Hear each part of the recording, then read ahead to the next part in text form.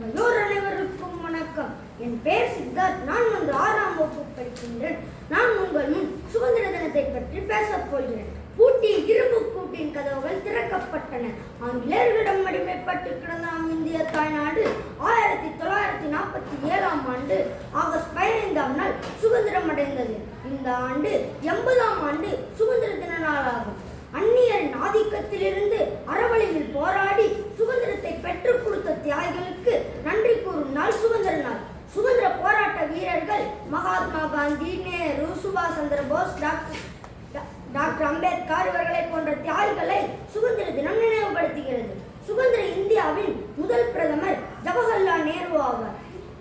இந்திய பிரதமர் டெல்லி கேட் சென்று கொடியேற்றி சுதந்திர போராட்ட வீரர்களுக்கு நினைவு அஞ்சலி செலுத்துவார். நாடு கடந்து வந்த வெள்ளையனை வந்தே மாதரம் என்று கூறி வென்ற தினம் சுதந்திர தினம்.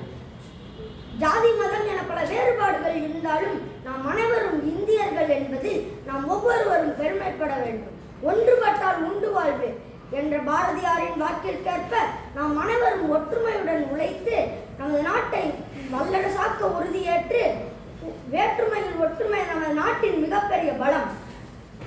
பெற்ற விடுதலையை பேணி காப்பது நாம் அனைவரின் கடமை. உயிரை கொடுத்தேனும் நாட்டை காக்க வேண்டும். நாட்டின் நலனுக்கும் உயர்வுக்கும் என்று பாடுபடுவேன் என்று கூறி இத்துடன் என் உரையை முடித்துக் கொள்கிறேன். வாழ்க பாரதம், வளர்க பாரதம், வந்தே மாதரம். ஜெய் ஹிந்த்.